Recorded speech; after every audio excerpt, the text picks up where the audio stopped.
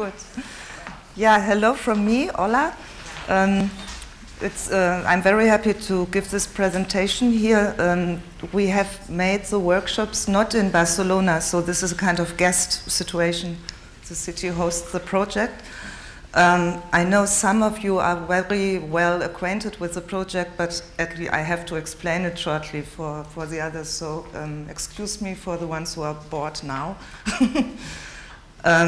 We started in 2011 a series of workshops all over the world in 15 cities in total, like 15 workshops from 11 to 14 on all continents of the world except Australia.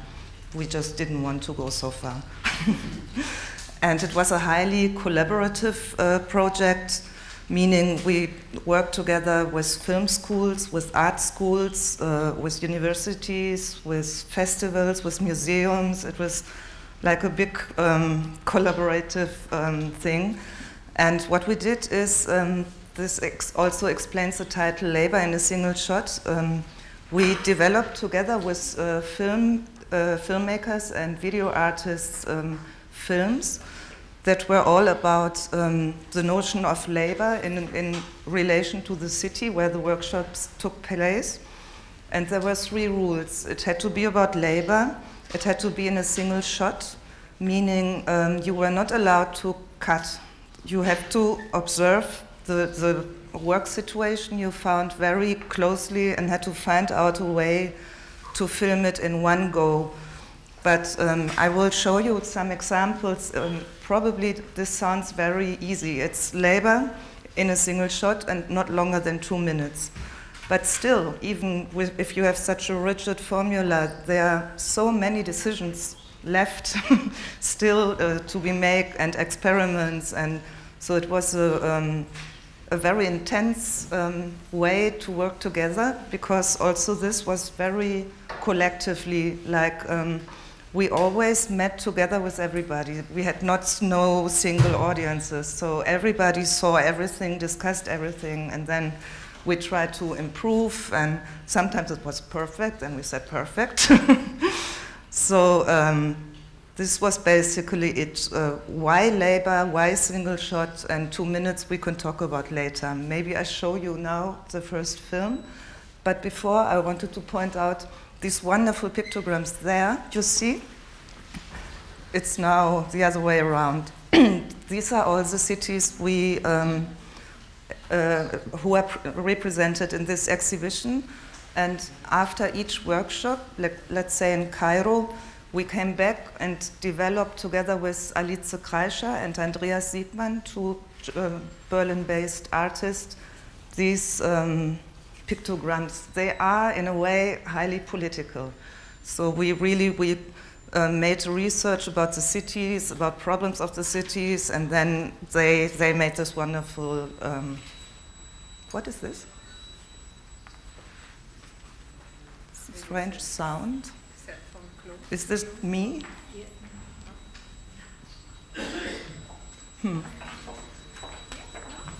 Do you know what it is? Yeah, because it's very close to. Yeah. Close to that.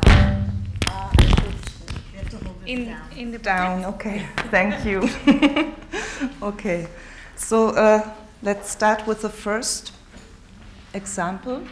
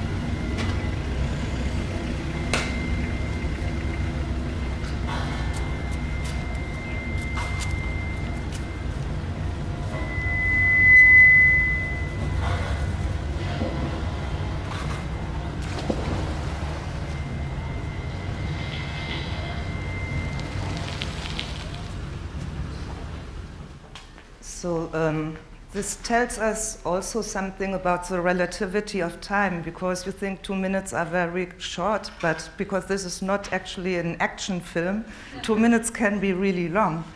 And you can make many mistakes in 2 minutes. What I admire a lot, so this is done by a Chilean artist. He's more an artist than a filmmaker.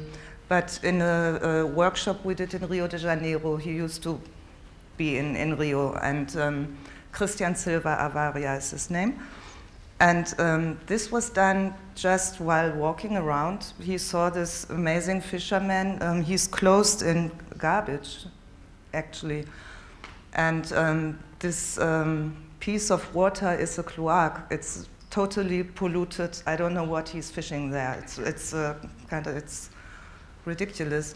And then I think it's so important and fascinating what a complexity you can have in one shot and one image, like the free time, the leisure time in the foreground, the work of the fisher in the middle, and then the city in the back that indicates this is not a small lake, but it's a big city.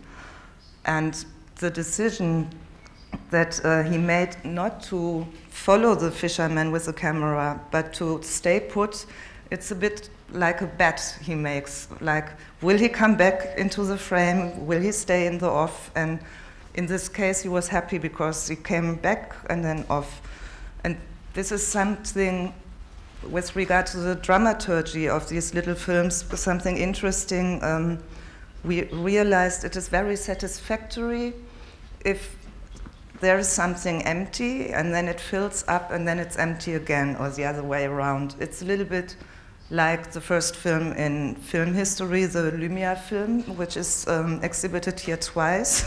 One time in the workers leaving the factory in 11 decades, it's the first. And then with this project, we made a kind of, a remake of the very first film of the film history, because we asked the participants of the workshops, hi, to find situations in the city where many workers leaving their workplace. So we did not say factories anymore. After deindustrialization, makes no sense to pretend it's still workers leaving the factory.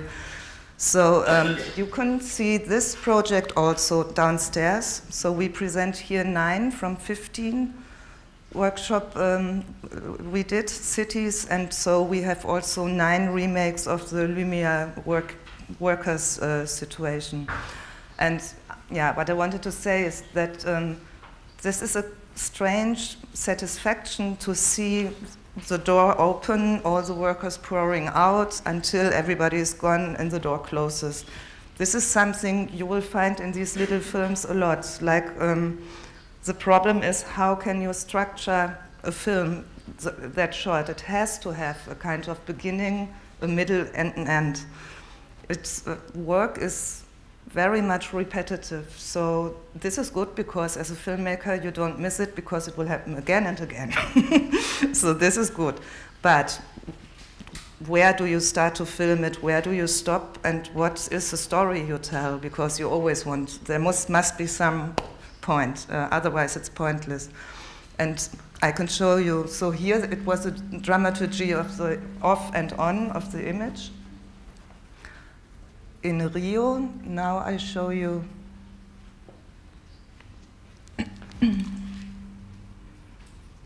something totally different. Oh, I forgot something.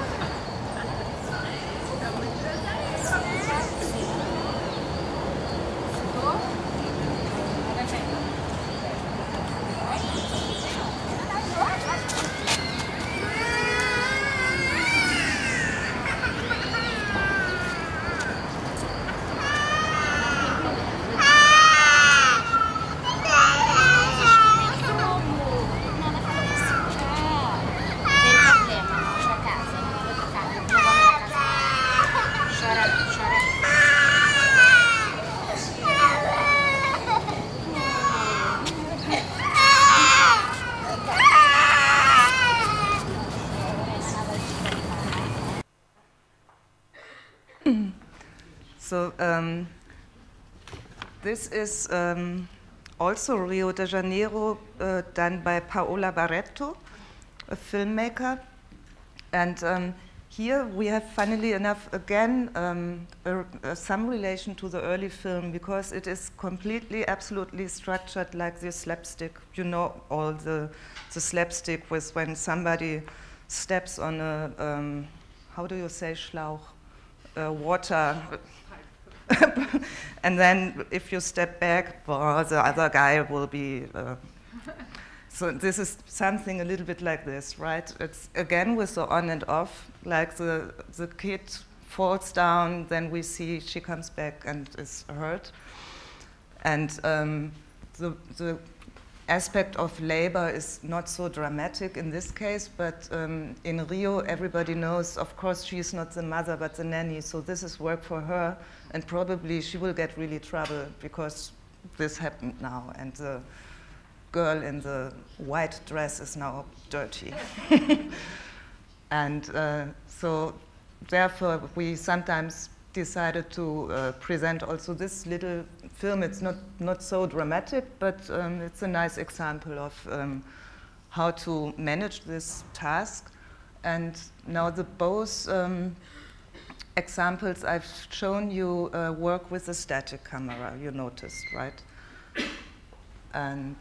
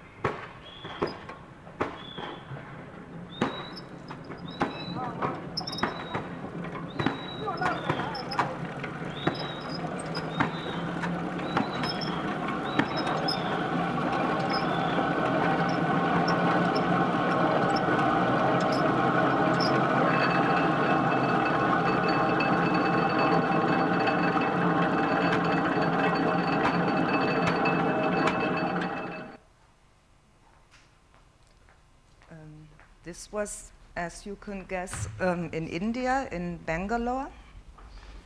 And this was another interesting aspect. We worked with artists and with filmmakers. The artists always wanted to do their own stuff on their own. Filmmakers teamed up, which makes sense because film is teamwork. And this was done by filmmakers. There were students, film students. And there were a group of 3, otherwise you wouldn't have managed it. It was very complicated to realize this. They tried, I think, 10 times. They went back and back until, because it's the exact timing of the machine, you put the thing out, then back again, and so this was a very advanced thing to do. I will give you an example of a close reading of this one, just to give you an example. This is what Harun and I always did. At the beginning of the video, for the translator, this is moving camera zoom, autonomous pan, Bangalore.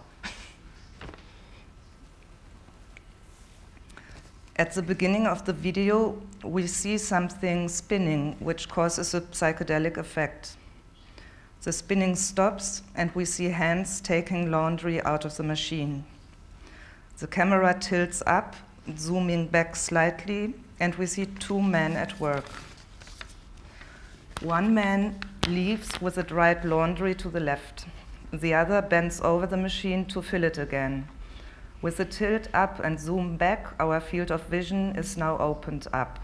We see several people doing the laundry. In the background are washing lines loaded with colorful clothes drying in the sun. The camera now zooms into the workers beating the laundry, while the man in the foreground continuously refills the drum. His presence in the frame maintains the connection to the first psychedelic image. The camera tilts down and zooms back into the spin dryer, but wider than at the beginning. We again see some cycling laundry and how the laundryman activates the machine manually. Water pours out onto the floor, adding a variation to the starting frame. The video ends like it began, with a close-up of the psychedelically rotating laundry.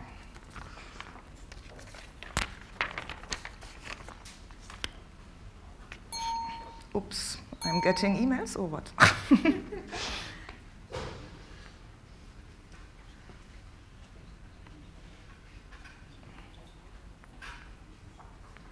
Do you still want to see another example? I have two more. One.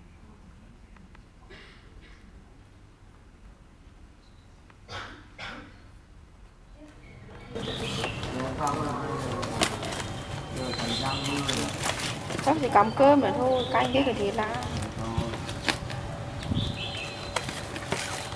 Cho Ly đi đu quay nhé.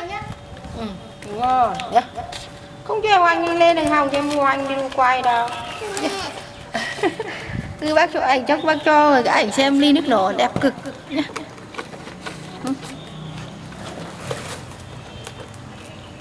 Bác bỏ ly nước nổ đẹp quá.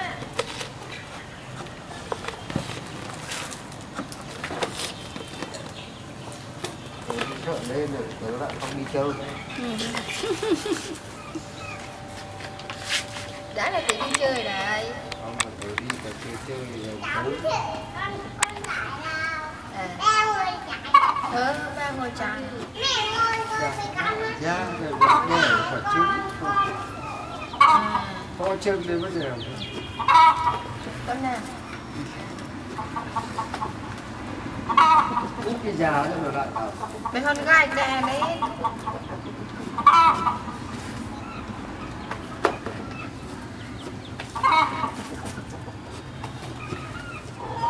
Con gặp vào cái đẹp. Đâu, thế này há quả đâu. Nó vào mà ở ngoài mà cháu. Nó trong rồi. Rồi gì kệ.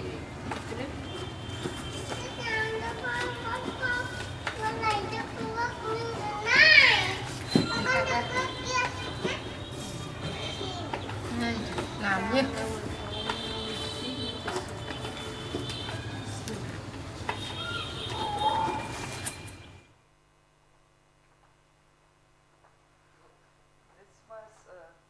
By a filmmaker in Vietnam. We made a workshop in Hanoi, but as you can see, or rather can hear with the chicken, it is at the countryside. So he went to this village close to Hanoi and found out that this village, completely everybody is doing these hats. That's what they do. The village produces, what was the figure? So and so many hats per day, and it's tough. They sometimes, when tourists come and they all want these funny hats, they really get into trouble. And what we found so interesting in this film, how it is filmed, is it starts with a 4-year-old or so girl, And then comes the big elder sister, then comes the mother, then comes the father. And so you can, with one pen, you can show the future of the little girl, because she will do this all her life, let's guess. So this is also interesting, like from the dramaturgy, that sometimes camera movements are revelations. Like you start with something and then you tilt the camera or move it a little bit, and suddenly you have to readjust your reading of what's going on, because let's say there's suddenly a gigantic bridge or something, so it's city and not countryside. We have many examples of those where like people like to find a kind of punchline or yeah. And again, now you see the films change their strategy. This was an autonomous moving camera pan. I don't know, do you know the difference between autonomous and motivated pan? It's very easy, but it's really important, because this is also a decision you have to take, like with the fisherman at the first video. A motivated pan is when you film something and the character, let's say it's a person, moves, you decide, okay, I moved the camera and follow. But you can, of course, also stay, and then you have this on and off thing. But you can, of course, also film something, and then you think, over there is something much more interested, but there's nothing that motivated it. This is your decision. You film something and then move the camera and change the image. This is problematic, because sometimes it's awkward. It's much more elegant to follow something and then to make your camera movement, because sometimes it looks like the person is inexperienced, like she tries this and then she means this and then this, and it can look very, very awkward. And this is precisely the reason why we have this strange format with the 2 minutes and no pen and no cut, sorry. Because we realized nowadays with all our video cameras and even in the iPhones and so on, everybody's filming, it costs nothing, it's done very sloppy very often, like, because it's so easy and everybody can put it in his MacBook or whatever. And so there's a kind of loss of intensity, because they put it on YouTube, and it's like this constant image production with no concept, with no concentration about what an image is. So we thought, okay, we make a project that treats video as if it is real film, like 16 mil or 35 mil. Because in those days, whenever you switch on the record, it costs. It's like €1, next euro.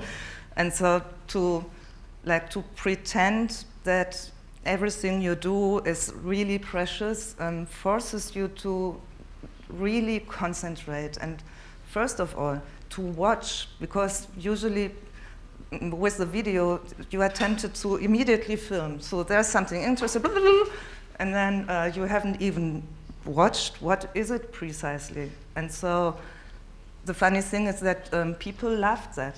It was not that they thought, rules, and why should we follow rules? No, it's so good, because reduction is sometimes leads to a richness. It's this famous less is more, of course, but it really works. We did this over 4 years and were astonished, because we were never bored with this concept, and we were always astonished that people came with new ideas how to deal with these strange rules. So it turned me into a believer of minimalism, of course, more than ever. And let me show you a last thing, and then you can also ask questions. What is it time-wise? Are we fine? Yeah?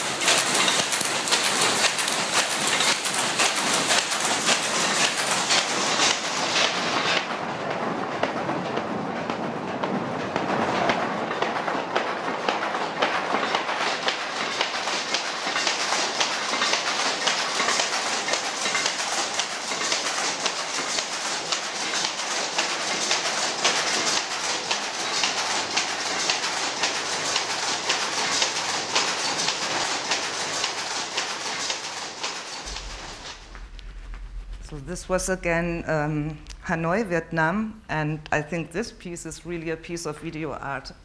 So it belongs to the loop context here very well. I give you another close reading to tell you what's going on there. It's very complicated.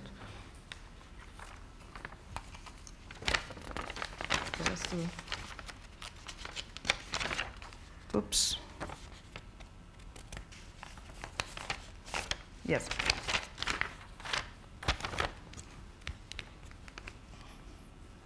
We see a close-up of a part of a machine that looks old and huge. The loud rattling noise of the machine dominates the image. As if we are peeping through blades of a shutter, we see the head of a girl in front of the machine, looking down on something. The handheld camera slowly moves back, stays, examining more details of the machine, a circling gear wheel that seems to be coming directly out of the girl's head. Then the camera moves right at the faster pace, still very close to the machine, and comes to a stop on the ancient-looking jumble of pumping levers. Here it pauses and focuses for a longer moment on the details of the mechanism, the saw-like jaws of a metal alligator, the clack of the metal and wood. After a while, the camera tilts down, following the long vertical rod that joins the gears above to a furiously spinning wheel. Behind the rod, we can also see more of the dingy, run-down workshop itself. Only now, when the camera moves left, do we recognize that this is a weaving loom. Vertical and horizontal lines of thread give the image a colorful and geometric framing in contrast with the grays and browns of the machine. The camera moves further to the left, up and down, focusing on other mechanical movements. The camera now goes around the loom to a full frame of the girl who wears a pink t-shirt and pink and white striped trousers as she rolls a similarly colored ball of wool. It focuses a while on the double movement we see in this frame, the irregular movement of the girl's hands fending the thread into the regular movement of the machine. The camera zooms in on the girl's hands, still rolling up the ball of wool until she gently puts it in a red plastic box. With a further move to the left, the camera settles directly behind the girl's chair. The girl gets up and exits the frame, leaving the empty chair to oversee the machines noisily carrying out its duty. So this is a quite complicated operation going on there. We were told that these machines probably came actually from Germany because they imported them. It's obviously a very old machine. And it is interesting with this labor in a single shot, the man-machine relation, of course. You find it everywhere. Have a look downstairs. This is one of the main topics, the relation of man and machine. And here we have a quite tender relation. And the camera looks at the machine as if this is a strange insect or something. So it's a very curious video, I think, that, and very beautiful with the colors and so. You might think now these are all very kind of low kinds of works, like with the hands. We had a kind of preaching thing going on that we wanted to have also high-tech. Like in Bangalore, it's the most rapid growing city with the biggest IT industry. And then the people are so fascinated by the colorful, nice street life and the cats and the flowers. And you find it's so tempting. You go in India, it's so interesting, also for us, of course. But these films can never represent a city. That would be naive. But you can try to level it out a little bit. So we were preaching and preaching, but in case of India, no. There was not a single video that covered like a nuclear plant or something. So this is something we could talk about. I think that the videos also show you a little bit the conditions of the cities themselves, of the students, or there were also grown-ups. It was not only young students. mindset, preferences. So, of course, we cannot control everything, couldn't not, and never would have done so. But sometimes it was real hard work to try to motivate people to just go a bit beyond your grandmother's garden. So, yeah, this is in case you wonder about why, which kind of work or not, and yeah.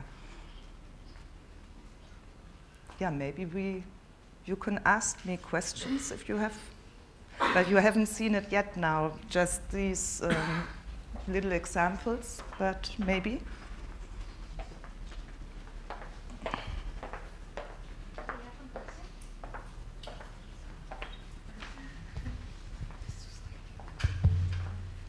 Thank you, Antje, for sharing this with us.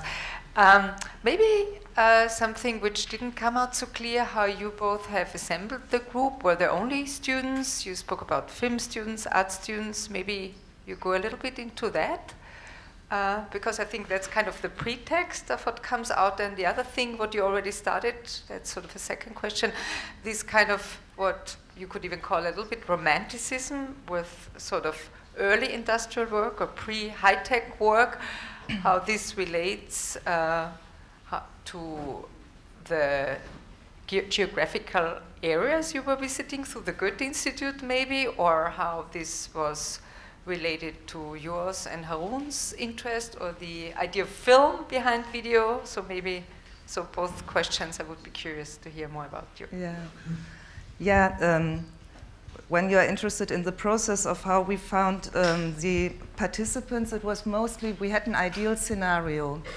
We very quickly could find out that it's not so interesting to work with one class from one school, because they know each other all the time, they don't have to tell each other very much, and it's a kind of, it doesn't work so well. So we mostly made an open call.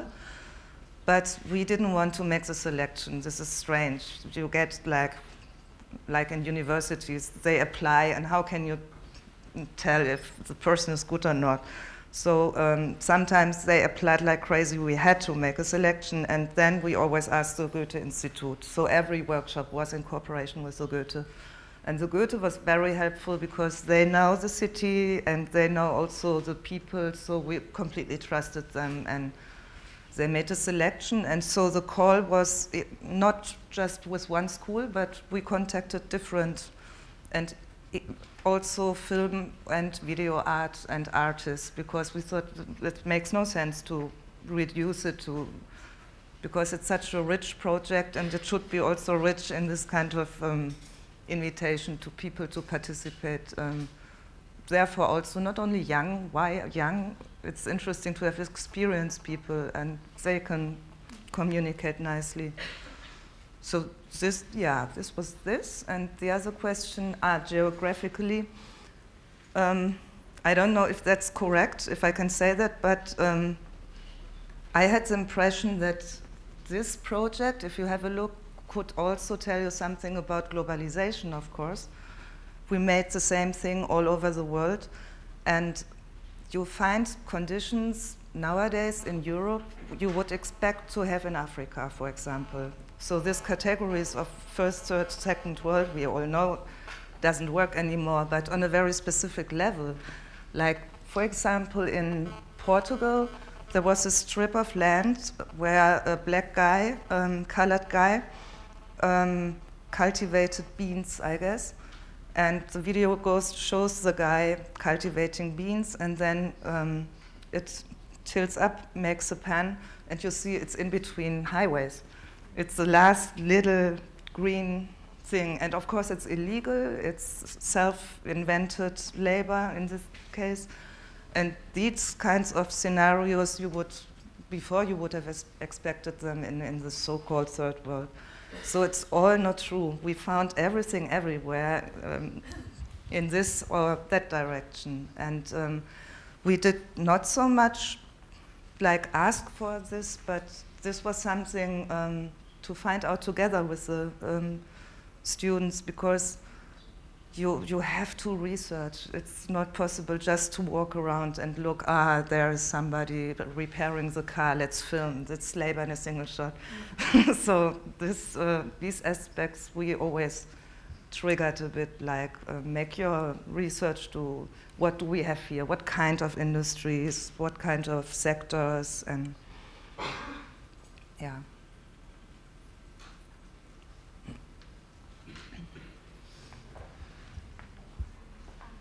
Another question, maybe?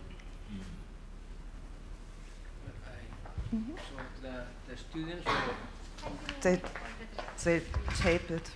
so the students or the filmmakers, they work with the script, or they were so familiar with what they were going to be filming that they didn't need a previous script or a previous description on writing of what they were going to be filming, and if this previous writing was damaging a little bit their improvisation or their instinct while the action was going on, no? So there were no room for innovation while the piece was already in the making.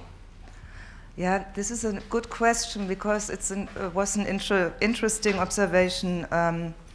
Harun was a documentary filmmaker mostly, of course, but this project we didn't say, please, it has to be documentary. They could have invented something or staged something in one shot about labor, or maybe essayistic approaches. They could have done a little commentary. There are some, but very, very little, that you use your voice to comment on something you see.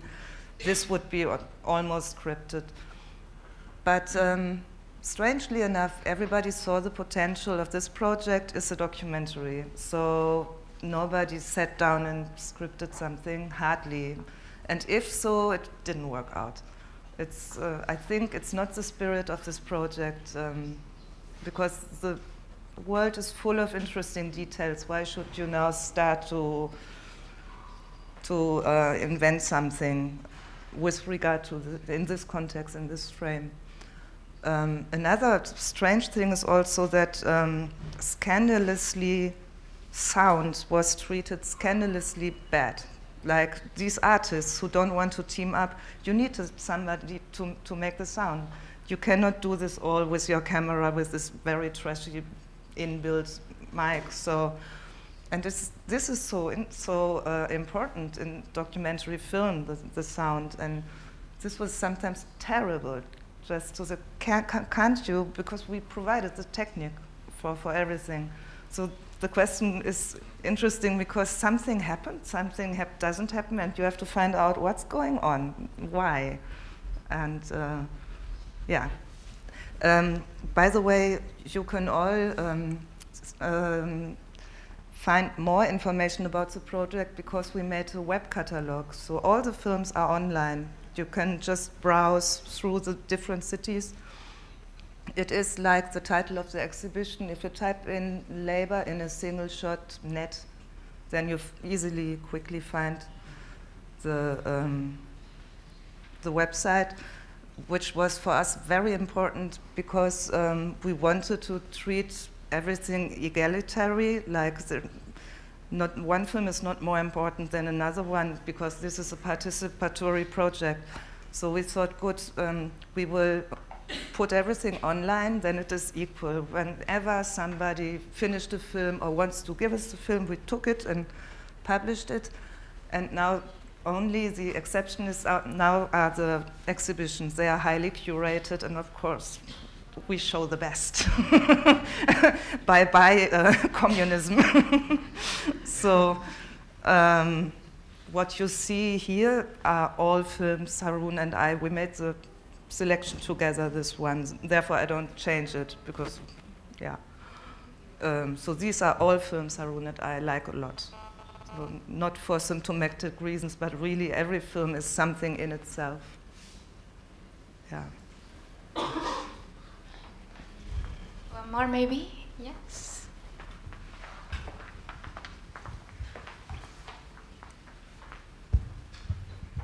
Thank you for the presentation. Loop has already collaborated with the university in using video for delving into urban areas, understanding more problematic or urban areas of the city. Here it's video to understand labor, again, in an urban context. And I'm doing a research project for Athens about urbanism and problematic areas, and Athens is a problematic area, mainly now with issues of migration. Mm-hmm. So do you think video could also be a useful tool for analyzing these kind of issues? And if so, how would you do that? I'm just looking for ideas. Thank you. Yeah, where was it? I was at a film festival, I think it was in Florence, and there was a project presented somebody did with refugees in Syria in a camp, and they gave the refugees cameras to make a little film, like autobiographic, about the situation, and I was super fascinated by them. I think it's a... They were the authors. Hmm? The refugees were the authors. Yes, and all girls, and super young, some were 16, 18, and they really tried to tell their story in the camp. Of course, the films were all very sad in a way, how not, of course. But there I was really convinced that video can be a tool really also to help to deal with something, because this was also with this project, people really loved it. They kept on doing it and sending each other little 1-2 minute shots. So. But of course, I cannot come up with a concrete idea now. But I would always say it's really, really great to work with people with video, small formats. Yeah.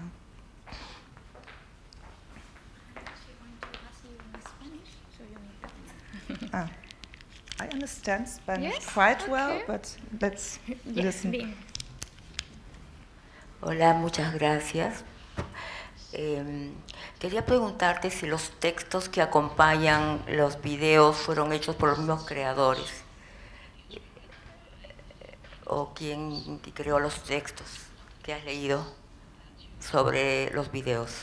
Otra cosa, ¿con qué criterio, cómo se pensó el tiempo de cada corto y la forma de hacerlo de una sola secuencia? Sí, o sea, ¿cómo escogieron esa forma de trabajo que le presentaron como un reto a los creadores?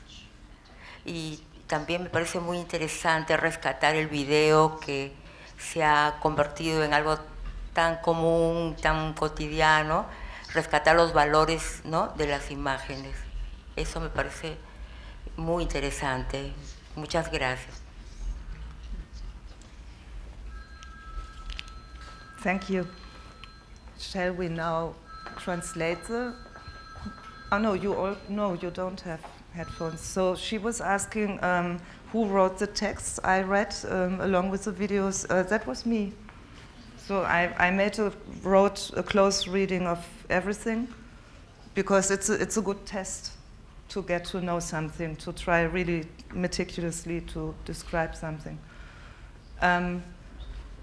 I think I already said something about why 2 minutes, why a single shot.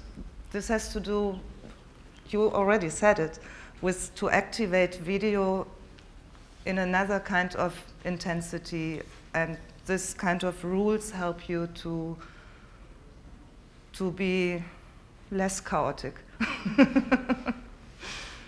And so, good, you could now ask why work and not free time also. Of course, could be one could it with every issue or topic, but I think the question of work is so pressing. And then this is also, there for the exhibition here, some of Harun's major things, like it is work in all kinds of different aspects. And so we did not think long about. It was very clear that we will deal with work. Okay, thank you very much. Maybe it's time to close the conversation with you. Thank you, Antje. It was great to hear you.